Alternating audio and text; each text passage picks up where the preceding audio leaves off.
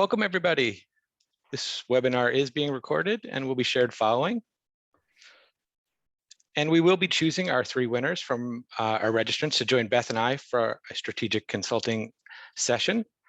We will let the winners know following the event.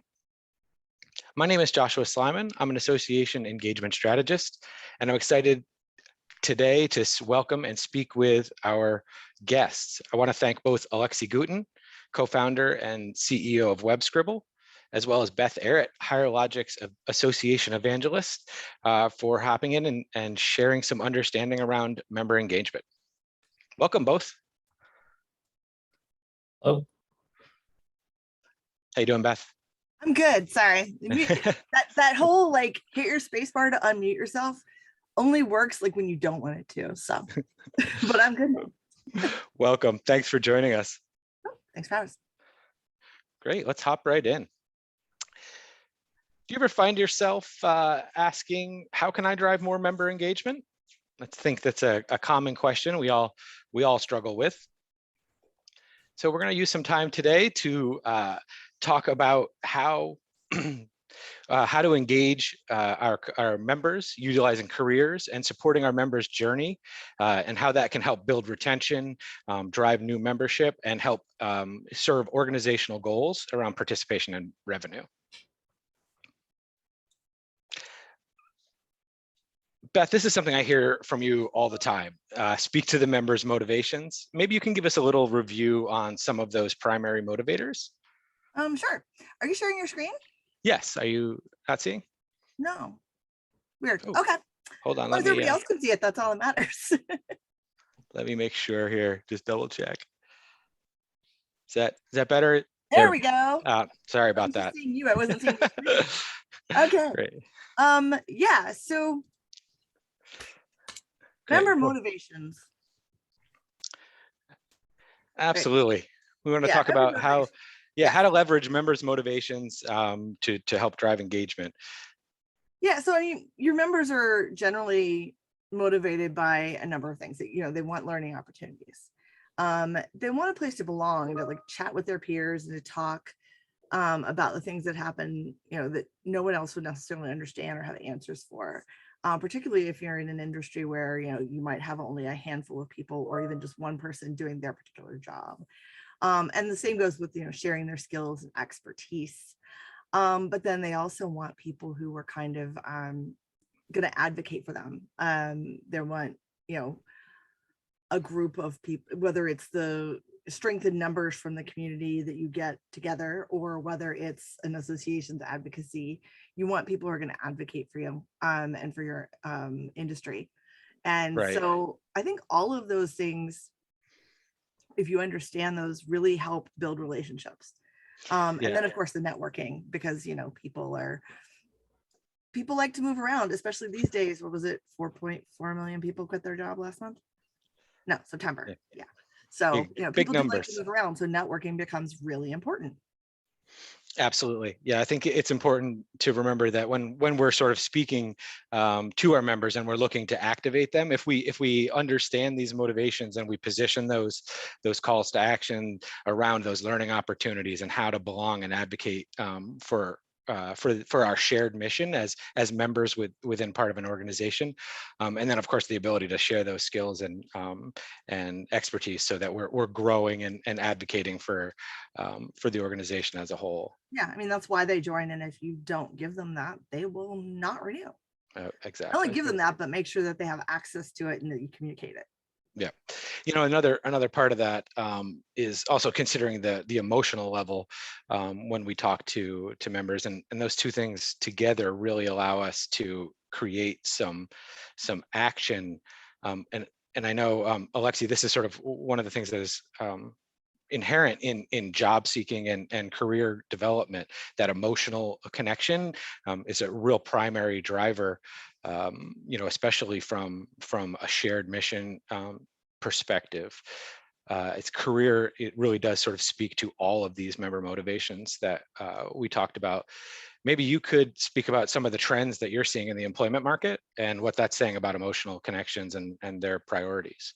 Yeah, absolutely. And yeah, making a career change or any kind of change related to your job is one of the most kind of personal things that you can go through, and one of the most important things, and one of the most important ways as an association can impact a member's life. And as an industry, at least in the recruitment world, there's been some really dramatic shifts from pre-COVID through COVID until now. Pre-COVID, we were in a pretty competitive hiring environment, and when the country shut down in March, we spent a good portion of 2020 in a climate where job seekers had a significantly lower demand, significantly lower pay, and significantly less options than they do today. And that all changed very quickly. Started changing towards the end of last year, but really picked up in the first quarter of this year, and has only gotten more competitive, meaning on the employer side. And on the job seeker side, on your members side, they're seeing a lot of new options and a lot of new trends that they didn't see pre-pandemic or during the pandemic. So Beth alluded to this earlier in terms of the number of people quitting their job, or the number of just job openings there are at record levels. The Bureau of Labor Statistics releases data every month that record numbers of people are quitting their job. It doesn't mean they're leaving their profession. It probably means they're going to a different company that offers them more of what they're looking for. And that means, with almost 11 million jobs open right now, if you lose an employee, it's that much harder to replace them. And on top of potentially losing employees, you're trying to obviously grow as a company. So you're trying to hire, not lose your current staff, and compete in a very challenging hiring environment. And so employers have had to adapt, and the members have, as a result, had kind of new expectations. And Indeed, which is the largest job board in the United States, releases some really interesting data every single month. One of these is, one of these trends that have been affected by the current climate is wages, and members are expecting wages to grow, basically across all bands, not just low wages, but in the middle band and the high band. Across the board, people are expecting higher pay. Yep. They're also expecting, flexibility, basically, either fully remote, or what's starting to happen more prevalently is kind of hybrid work, where they live in the area where the office is. They still come into the office, but not every day. And so, these are things that we're seeing on our side from an employment standpoint. The thing that's interesting to me here is, this idea of remote work. It sort of shows what we're seeing in the engagement industry, where we have this blending of the personal and the professional that we've sort of leaned into in the COVID time, and people have adjusted their lives. We see, we're regularly seeing children and parenting happening on team calls, and we really see an opportunity in blending that personal and professional as a way to serve those member motivations. Absolutely. Great. Do you ever find yourself asking, do discussion posts equal member engagement? So Beth, maybe you can talk a little bit about participation style and how that is driven by motivation. Yeah, sure. So, there are, consumers, there are contributors, and there are creators. Just in general, that's how the internet works. In general. Absolutely. But obviously, a community, consumers, contributors, creators, and anybody who's a consumer, they're going to log in, they're going to observe, they're going to access the resources. They might like and recommend. They're getting value out of it. They may not be engaging in a two-way conversation, but they are still engaged. They're still getting information. They're still getting value. I think that's an important point, Beth, just because I think sometimes when we're looking at metrics and engagement, we're not necessarily digging in on these sort of consumption metrics, right? Sorry for hopping in, but I think there's lots of opportunity here to understand and activate those members that are consuming and finding value, and how do we move them up the chain. Well, so some of them you're never going to be able to. They're too shy. They feel like they don't have the right answer. They don't want to put the wrong answer out there on something where their peers are, things like that. So some of them you're just never going to. So you want to make sure that you engage them and provide them value in different ways. You want to make sure that discussion stays. You want to make sure that they're actually reading and, you know, maybe liking or recommending posts, that they're downloading the resources. I mean, that is engaging them. Right. And you definitely want to make sure they're doing that. If they're not doing any of that at all, if they're not even logging in, then you've got a big problem. If they're just logging in and doing nothing else, then you've got a problem. But obviously you do want them to ultimately, hopefully contribute at the very least, to reply, respond. That's a different thing to do. I mean, difficult thing to do, because people have to put themselves out there. And it's not even like you're at a party and you go off and you say something to somebody and they don't respond and you're like, oh, okay, nobody really saw it, it's fine. No, it's out there for however long you want, unless you go delete it and then you feel defeated and then you leave. So it's also important for us as for associations and member organizations to make sure that discussions do get responses, make sure that Yeah. people are pulled into them, because that's how you get people to contribute, is you start contributing first, and then hopefully they'll join in and go, okay, I'm not the first one, or she asked me specifically, or, you know, well, he referenced my company or something that I've done, so now I want to, you know, jump in. So Absolutely. that's how you get those people. Yeah, that acknowledgement and that activation piece really is important. I think the part here, everyone is all three, I think is an interesting point, because it goes back to those primary motivators, right? Because ultimately people's participation style will be driven by that motivation, right? If I am coming in today as a consumer looking to learn something, you know, that's my motivation for the day. But I'm also an expert in something, and so ultimately there's opportunity to activate me and engage me in a contributor or a creator path as well. So really, it's about sort of driving and understanding that value, so that no matter how I'm looking to participate in, and no matter what my motivation is today, I'll find some value in the digital execution. Right. Yeah. And I mean, I think that people also are different ones of these styles at different times. Like, there are some people who are going to start participating more when they're looking for a job, because they want to put themselves out there. They Right. want to actually like say, oh, okay, hey, look, no, I have this expertise, or start networking more. There's that old saying of what should be worried about when one of your employees updates their LinkedIn profile?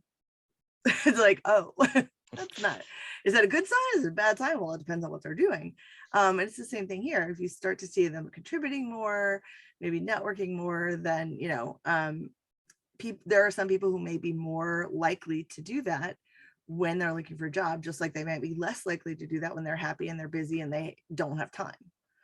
But yeah, I think that too can kind of tell you, if you see different changes in patterns, that can kind of tell you something right there about yeah, there you go, about the dynamic journey, where Exactly, they and are. that's Yeah, why I wanted to bring this up. Basically, and essentially, what we're saying here is everybody is on their own dynamic journey, and career and job is a important and crucial motivator in that member journey. And there's an opportunity with the association market and to acknowledge and see that career and career advancement in 2022 and 2021 is going to be a primary member motivator, and there's a lot of opportunity around engagement.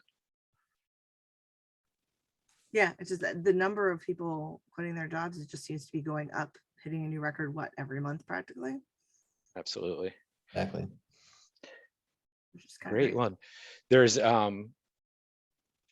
so we've identified some of the first threads here in our engagement safety net, which is essentially you know, those participation styles and those member motivations.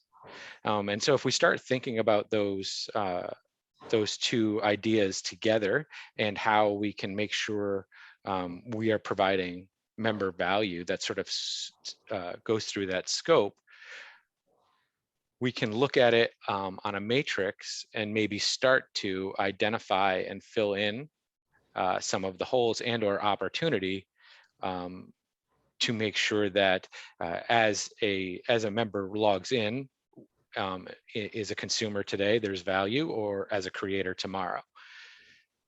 We'll see this framework develop a little bit more as we go through. All right, so we've talked a lot about participation style and motivation. Let's talk a little bit about member value and how we can identify and deliver member value. Beth, you and I were just talking about this relatively recently, and how to make sure that we're meeting members' expectations on login. I know one of your specialties specifically is leveraging automations to deliver value. Maybe you can talk about how you might execute some cross-platform opportunities. Yeah, so I mean, it's great when you have a lot of content and you have things that are of interest to people, but if they're not logging in, if they're not looking for it, you can't just assume that they're going to come find it. It's not one of those, if you build it, they will come type of things. None of you just automatically assumed that this webinar was happening today and just randomly went out and found it, right? You saw it on social media, you got an email. Somehow someone got the word out to you that this webinar was happening. So, and you said, oh, I think that's going to give me some value. I'm going to come to it. I'm going to register. So it's kind of the same thing with a lot of your content on a community or any content that you put up for your members on your website. Some of them may come and look and see, every so often what you have. But if you really want to provide that value, you want to try and do targeted communications that show people exactly what you have that they're interested in.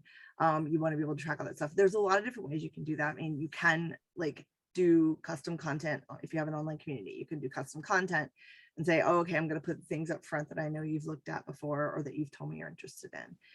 You can do the same thing with your website. If you have some dynamic and targeting ability on your website. I know at AAA we had news, resources, information that matched what we had done on a subject score for people. So, and then you can use, you can let them choose what information they want, obviously, but most people won't necessarily do that.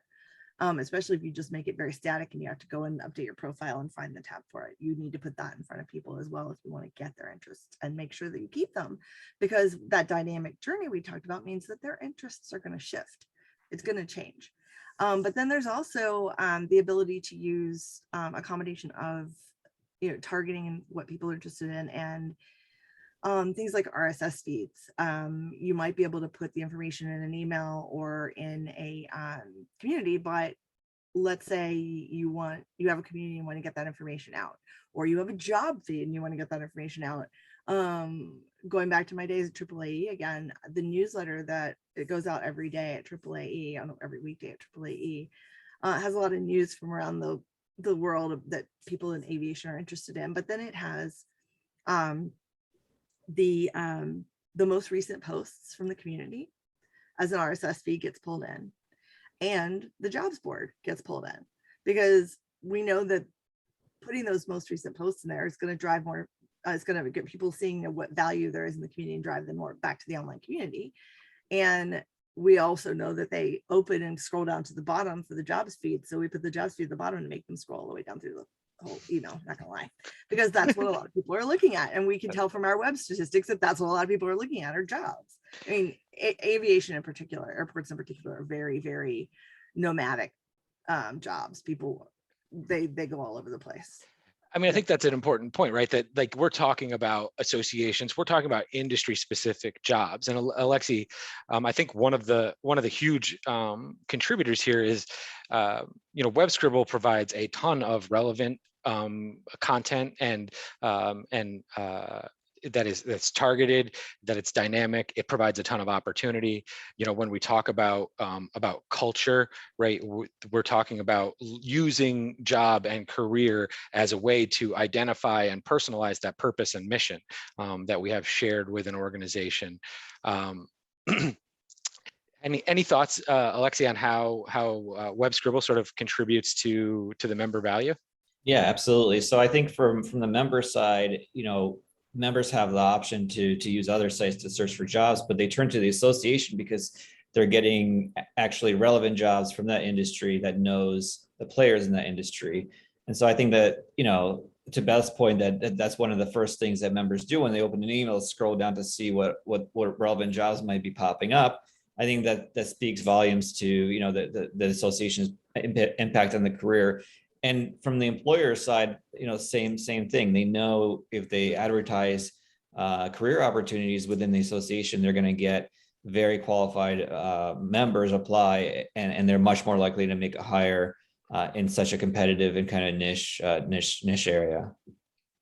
Yeah, that's an interesting point, right? Because this is good for but the association members, but it's also providing value and benefit at the association level as well. Exactly. Yeah. I think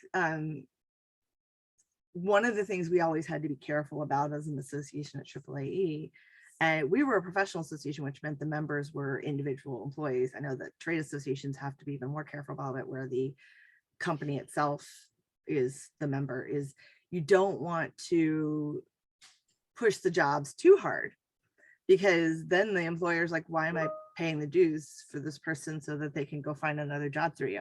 But at the same time, that's one of the things they're looking for. So you always want to make sure that it's in front of them in different ways.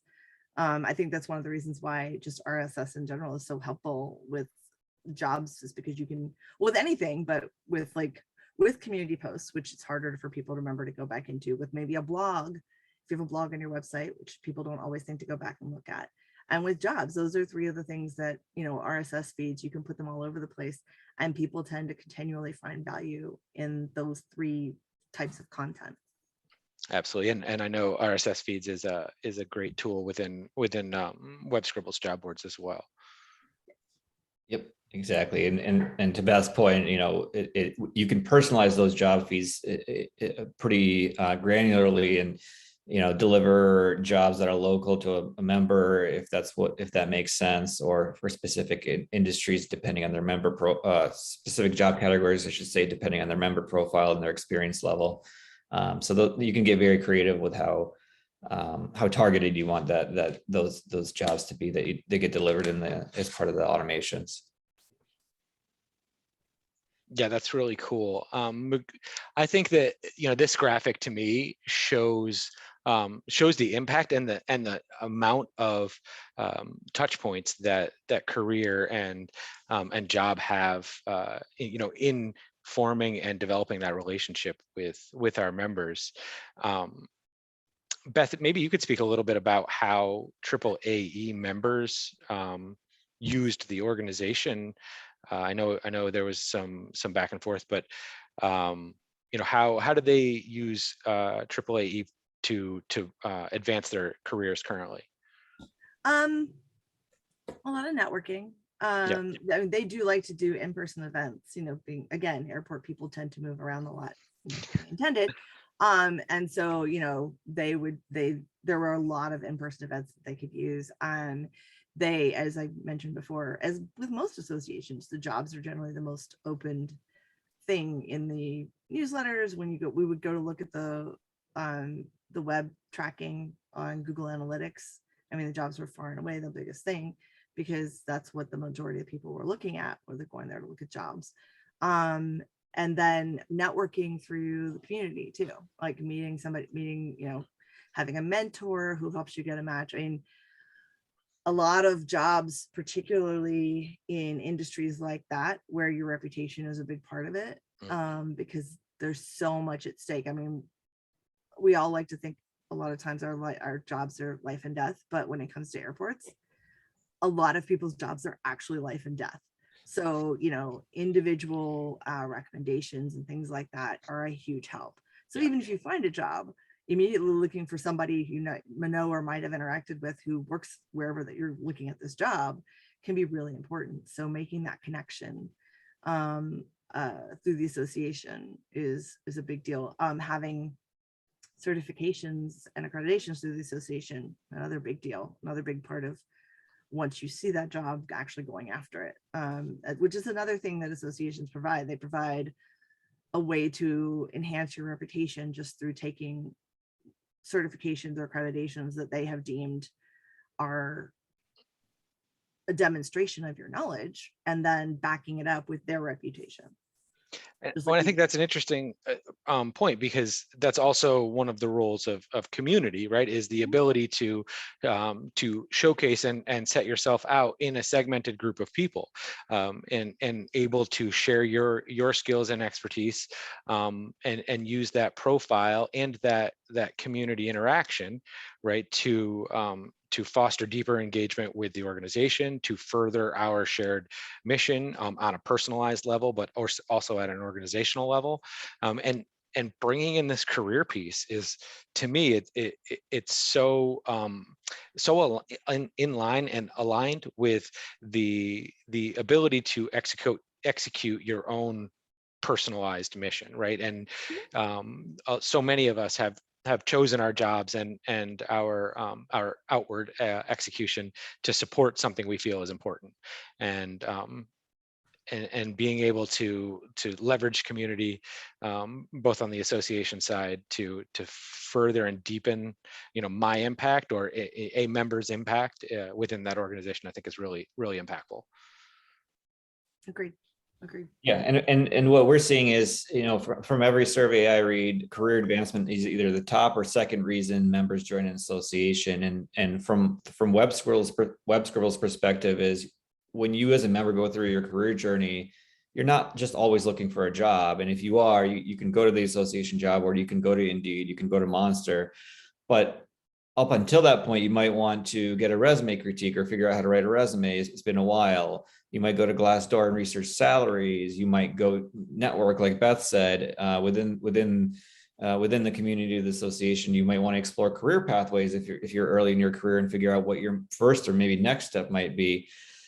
And all of these different kind of spokes of the career hub wheel right now are different websites. And what we try to do is bring that up into one central hub, where you as association are the hub for everything related to that career, where we bring all these pieces together under the career umbrella, and then have integration points with community, with certifications like Beth alluded to, and help surface certifications and courses that a member has taken to potential employers, and obviously network through the community as well. I mean, one of the things that is most impactful is sort of having the ability to access and leverage all of the the member benefit within one spot. And I think that's really the support that Higher Logic adds, is having this community site, right, where we're already there, we're engaging with each other, we're posing questions, there's opportunity to network and meet each other. And now we bring in this level of career fostering and advancement from the organizational level, and it really becomes a powerful tool for the member themselves to execute, but also to support the organizational goals. Yeah, because I mean, even if you've got some of those things already, bringing in the ones you don't is definitely a member value. But I think salary data in particular is a difficult one, because when you go on Glassdoor or anything like those, any one of those, you can go and you'll see, it's all over the place. You can find an example that proves that you make $10,000. You can find an example that proves you make $1 million. Might be a little exaggerated, but you get the idea. So yeah, it's definitely it can be exaggerated. So salary data that's a little more backed up and researched is always helpful, and something that members definitely look for. AAA used to do a salary survey that was a really big hot commodity, and it was always this whole discussion every year about bringing it back. But they're not cheap to do if you do them with a bunch of research and stuff, so it never got brought back. So being able to bring some kind of salary data in would be a huge benefit in general, I think. Yeah, and I think the other important point or interesting opportunity here, and we'll dig into it a little bit more in going forward, but just the opportunity to understand and have some additional data points and some context around around the careers within that associations market and the pay scale. I think that really adds a level of authenticity when it's coming from an association versus versus a more broad stroke like Glassdoor. Yeah, definitely. Great feedback. All right, well, that makes sense. Let's talk a little bit about organizational goals and how we can leverage what we've learned so far and the tools that HireLogic and WebScribble provide to drive some primary organizational goals. Both HireLogic and WebScribble really support retention, new member acquisition, non-dues revenue, as well as creating internal opportunities to scale and build relationships and feed that sort of internal efficiency piece. Beth, maybe you can speak a little bit to the marketing automation piece and how you some tactics you use to leverage the HireLogic tools around organizational goals. Yeah, I mean, so we had a really great system set up at AAAE about using landing pages and automated campaigns and to really leverage those capabilities to basically do most of those goals. The retention from a process standpoint, acquisition was, we would do content marketing and getting people with who might be prospective members, and then we would leverage what we knew about them, whether it was what they downloaded or the web tracking we could do after they downloaded it, to see kind of what they stated as an interest, if they come to an event, that kind of thing, and use that to then go after them and actually try and get them to the convert to membership. We had a whole automated campaign set up around that, which made it pretty efficient. And then that obviously turned into revenue because we did the same thing for events, and we had like, when I started, like 80 events a year, 80 meetings, conferences a year. So it was constantly going on. And then products and services and using the automation to move people down the member journey, figuring out where they are and trying to sort of take them along a little bit. Like, first example off the top of my head is we had something called a CM, a certified member, which was an exam. And then CM was one piece of getting your AAE, which is the top accreditation. And as soon as somebody got their CM, 4 weeks later, they would start an automated campaign pushing them towards their AAE, because that was the next step on their member journey. So everything from, just trying to get them to be a member to try and get them to the top of their profession. All of it, so much automation that it just made it really efficient and brought in a lot of revenue. And then of course, renewal campaigns. Retention went up a lot when we did an automated renewal campaign, and we didn't have to really focus on it anymore. Not only was it sending out emails to them, but it was also actually sending us notifications when it was time to do certain things like phone calls, texts, that kind of thing. So we just had to sit back and wait for that to happen. So it's kind of nice. These ideas are making me think of how we could be leveraging job opportunity and career advancement clearly by leveraging a job board behind a login wall or behind a member prospecting opportunity. We could start to create some funnels and some opportunities to open up some new members. I think Alexi, definitely there's no, I think you said to me recently something about helping a member find a job. Yeah, I think, I like to say, if you help a member find a job, you have a member for life, because again, it's one of the biggest impacts you can have on, on a person's life, is to help them take the next step in their career.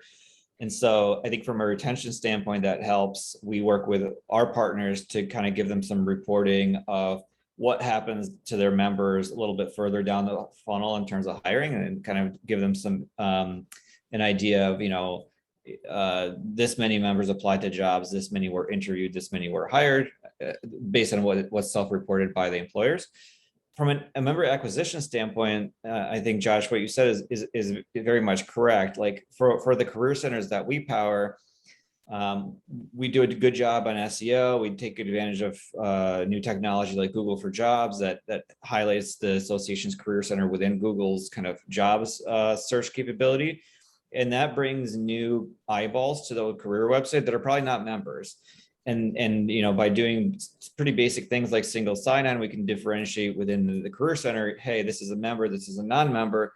And like you said, deliver essentially a prospect list of members that had created an account on the career center but aren't currently members of the association. So we know their motivations, we know what kind of work they're looking for. And that can trigger some very sophisticated marketing automations to say, hey, this member joined, this is the kind of searches they did, this is their education level, and you can kind of give them offers of why is it good to join the association, but also some advancement opportunities for their career by getting a certain certification at the association, or taking an online course, or whatever kind of career advancement options that association offers. So there's a ton of kind of crossover and applications that careers fits in with here. Yeah, no, this is amazing. You definitely got me thinking, and I quite frankly, I'm getting pretty excited, Beth. I don't know how you feel about this, but I see a ton of opportunity here. Oh yeah, absolutely. Yeah, this is great. Very cool. All right. So ultimately, and this is what we were just talking about, but really what we want to do here is look for opportunities, identify the crossover. It seems the most important tactics and value are going to be the ones that serve our members' motivations, that and that drive our organizational goals. So let's take a look at that framework again, with a little bit more filled out, with some understanding of some of those tactics and value that we can drive across the community with leveraging some of the tool sets in WebScribble as well as HireLogic. And we don't want to necessarily walk through all of these, but we wanted to give some perspective on the types of engagement tactics or member value that would start to fill in this framework and provide value across the participation types as well as the motivators. Beth, maybe you can talk a little bit about an automated expert campaign and how that might support member and organizational goals. Sure. Yeah. So, I mean, automated expert campaign, what are you going to do with that? You can't just automate an expert. I suppose you could build a robot, but I don't know how much the robot would know. But you can do things to promote people into, sort of like nudge people into creating content.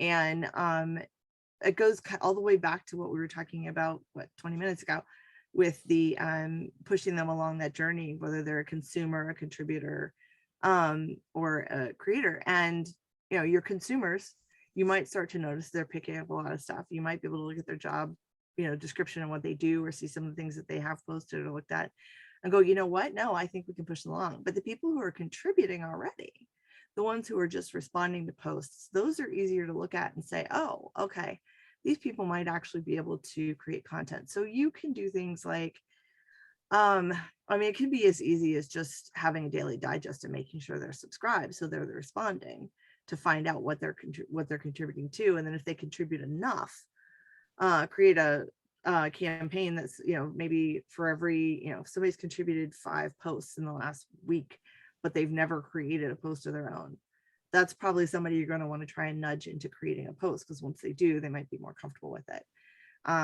In terms of somebody who's maybe created 1 or 2 posts, but they don't do it that often, encourage them to create more.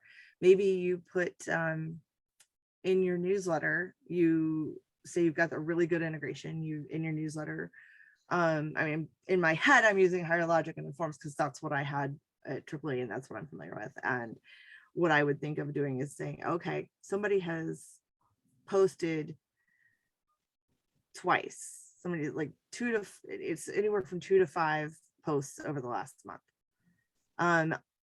Maybe at the end of certain news items, I put in a little story level target thing only at those people I know might be likely to post and say, hey, go post something about this and continue the discussion, go post about this on the community, to try and encourage them and just nudge them along in something I know they're already looking at, as opposed to like, really being hot and heavy and pushing them with, automated emails just about that.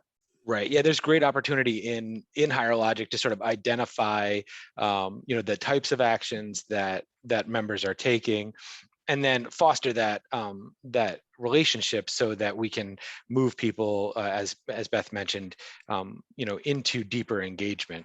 And one of the things that's great, if we know, somebody has found a job or has a particular level of expertise, and we can segment that person into a communication path, offering them opportunity, right? That helps to support content creation, which can help drive down the cost around delivering content, and that ultimately provides value for consumers.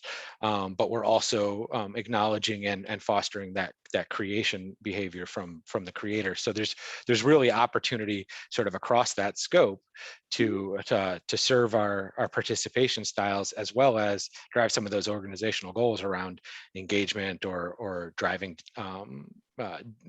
either new revenue or driving down costs elsewhere. Well, and for that matter, if people are looking for jobs, because you can kind of see what they're clicking on, you can see what their some of the searches they're doing and things like that. If they're looking for jobs, then those are people who are ripe for like a communication that says, hey, posting on a community, creating content on community, creating content is a great way to improve your visibility and your reputation for potential employers. Exactly. Yeah. And Creating especially content if you're within an association, right? Like the yeah, idea here is we're talking to a specific segmented group of people. If you're providing content and positioning yourself as an expert within that group of people, and you're looking for a job in that same space, then this is a very comfortable place to set yourself apart. Couldn't have said it better myself than the two of you. Well, I think, Alexi, the thing I see popping up here, right, and essentially the idea here behind this tool is that as things show up in more and more of these fields, those become our more efficient and purposeful executions. So I see job board pops up here a lot. Like that's clearly going to provide value sort of across the scope of this. Of this matrix. Maybe you can talk a little bit about how, I mean, obviously at a continued learning opportunity, but maybe you can talk about how you might use, somebody might use those job boards as a way to share opportunities that they have access to, right? So as an association member, if my if there's jobs within the industry within my organization, can I also contribute those? Yeah, absolutely. So I think the job board, like you said, is a really efficient way to kind of cover a good chunk of the different kind of squares within this matrix. And job boards, like you said, drive motivation, participation, ultimately revenue. In terms of participation, like you said, members share jobs between each other. They mentor each other. Especially more experienced members might mentor more junior members earlier in their career. And there's just so much around careers and the different things that that we see that kind of touches all aspects of this kind of framework that I think is really, really valuable. When you mentioned mentoring, and I know Beth, Higher Logic also has some mentoring tools as well. So it seems like between WebScribble and Higher Logic, you could really offer some real value for our members within that mentoring space and moving people into that type of networking. Oh, absolutely. But I mean, even that tends to, we found, kind of take some nudging as well, which is another actual automation opportunity. People who you see are doing certain things would be, that might make them a good mentor, sort of nudging them in that space too. But yeah, um, it's a huge, huge benefit for a lot of members. Yeah, I think there's and it goes to the idea of career pathing, where people, there's the opportunity um, to identify where somebody is, and to provide organizational support on that path, including mentorship and learning opportunities, right, to help them take that next step in their career, and then theoretically, Alexi, correct me if I'm wrong, but position the next role in front of them. Correct? Exactly. Yep. Exactly. Yeah, that's pretty powerful. I think that's Very. really, really, really cool. Wow, this is it's definitely got my mind thinking, and how we can we can definitely leverage career and those emotional connectors to build out deeper, more engaged relationships with members. Definitely. Yeah. There's so much you can do. Very cool. All right. Here, I lost my mouse. Sorry, one second. Maybe it ran away from you.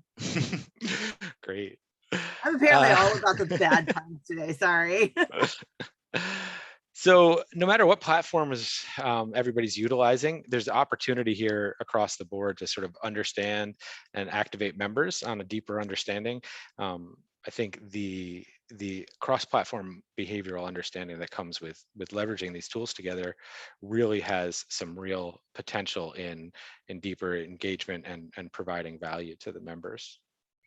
It's interesting too, though, because like literally we just got a question. By the way, go ahead and start submitting your questions. Oh.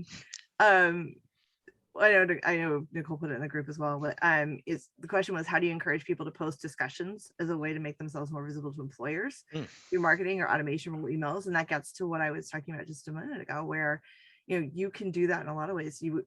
Automation rules can pop things up on your on the community.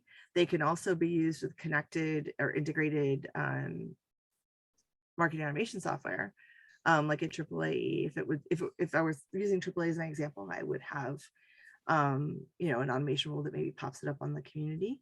I might have something that then sends that person over in through to Informs, which is with our marketing automation software, and puts them into a group that maybe I would do that thing that I was talking about with the newsletters, where like after some of the articles, sometimes I have that group of people saying, hey,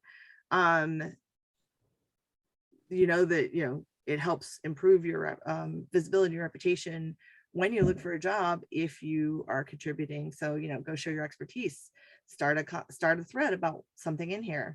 You don't have to have that. You could just do it and see who responds to it. Likewise, you could you could do it by looking at people who are searching for jobs. If you That's a great search terms report. Yes. Yep, that's a great opportunity. Yeah. I think there's some really interesting opportunity in segmentation and serving up the specific roles or jobs based on understanding that we have in the two platforms. Mhm. And I really think that that driving using the understanding that we can collect, so especially around demographic information. So if we know somebody's expertise or the amount of time that they've been in a role, it really allows us to dedicate that call to action and personalize it. Yeah. Great. Awesome. So basically, what we want to leave you with is the opportunity to better understand members. We have a lot of data and motivations and emotional connections here around employment and building community that we can leverage to better serve and better understand our members, as well as track organizational success. So I think it's really exciting, and I'm interested to dig in deeper a little bit on how these tools can work together. Great. Any other questions? We did get another question. Awesome. If you have questions, please do send them in. This one was Beth. That would be me. What are some of your favorite tactics to nudge a member to encourage more often?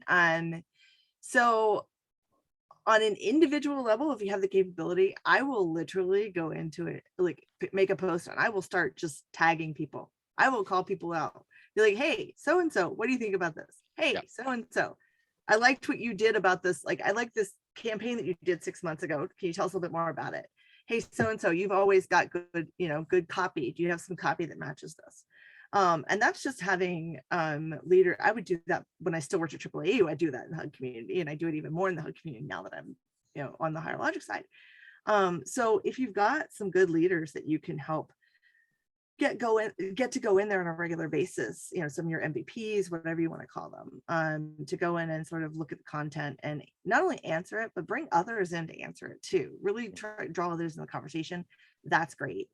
Beyond that, you can definitely use automation.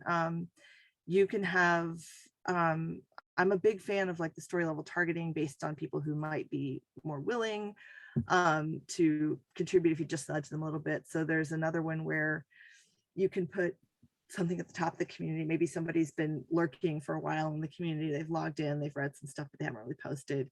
You can nudge them along a little bit by putting a note at the top of your newsletter or something that they get, digest, anything like that, saying, hey, Beth, your peers are looking for answers. Do you have them?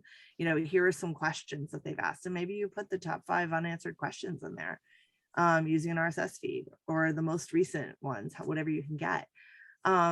You're doing one thing, you're doing a couple things there. One, you're putting it right in front of them. And 2, you're specifically saying your peers. You're not saying your colleagues, your fellow members, like that. It's your peers, like saying, hey, you're equal to these people. Go help them. Right. They're your peers. They're not, they don't know any more than you do. They're your peers. Yep. And I think it's an interesting, because you're leveraging that the need to share my skills and expertise, by activating those people, but you're also providing comfort and culture for the people at the consumer level by making sure that things are answered, that people understand who their resources are. When you tag somebody and bring them into a conversation, you're identifying them as an expert, as somebody who has a particular level of knowledge. And it's all of those little interactions that ultimately paint the picture to the question earlier about how do we drive those discussions. It's all the supportive pieces, the liking, the recommending, the helping our members to understand that when we're coming in as a consumer, things like liking and recommending are ways for me to share my expertise. I may not be comfortable yet, right? But if I like a piece of good content, it's probably because it was helpful, or because I know something around this topic. So as a creator who is looking to consume for the moment, those opportunities are important, and we need to make sure that people understand they exist, and that they have low barriers to entry and engagement. Yeah, and there's gamification, obviously, where you can then tell somebody, hey, you've gotten X number of points just for reading. Why don't you get more points for actually posting something? And actually, that brings me to a good point, Alexi. I know WebScribble's had some good success using gamification and badging to identify employers who are willing to make specific commitments or hire particular groups of people, diversity pledges, things like that. Maybe you can speak a little bit about how gamification's come into play recently.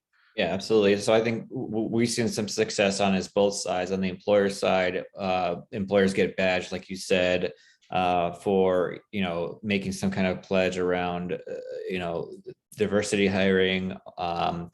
Sometimes outside of that kind of distinction, they might be at different kind of levels of membership within the association. So they're badged differently, meaning when their jobs show up, there's a special badge that shows up next to all their jobs. And on the member side and the candidate side, we can pull in things like, they received the certification or they passed this exam or whatever it is, we badge them so that when they apply to a job or when someone searches the resume database, those members show up differently to employers and really stand out. And that's an important piece of that, share my skills and expertise, right? By being able to identify skill set and expertise, even graphically within that that execution with Web Scribble, it's another way to set yourself apart, to gain more visibility, to leverage your relationship with the association. Exactly.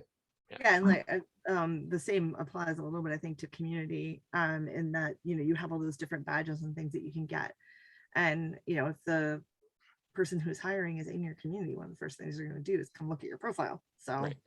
Yep, exactly. Yeah, so Yeah. make sure that's well maintained and represents your skill set. Yep, and that it's got all the badges you could possibly want. You know what you're talking about, and that that there's lots of things in your contributions. So Yep, absolutely. Great. This was really exciting. Any final questions or last thoughts? Thank you so much both for joining us. This was a really interesting conversation, and it's definitely got my interest peaked. Hopefully some others as well. Yeah, I have some new things I now want to go get some people to try. So Awesome. Well, we love to hear that. oh, one Great. last kind of question just came in, Josh. Great. Yeah. Is there an integration between HireLogic and Web Scribble? So there is some ways to leverage RSS feeds and some tools within HireLogic and Web Scribble, and as well as some support tactically and executionally. Cool. Good to know. Alexi, do you want to add anything to that? I didn't Yeah, mean to I think- speak for you. Yeah, I think that, so I think that, that's accurate in the current state. And then, we're deepening that, the different things that a lot of the things we talked about today, we're looking to deepen, that level of integration even further to kind of leverage the two platforms together. Yeah, there's really a ton of opportunity here, and I think it's going to be a mutually beneficial relationship. Great. Thanks, everybody. Thank you. Have a great day. Thanks. And we'll send out recordings. And if anybody has any questions, feel free to follow up with any of us individually. All right. Thanks. Thanks, Bye. everybody. Thanks. Bye.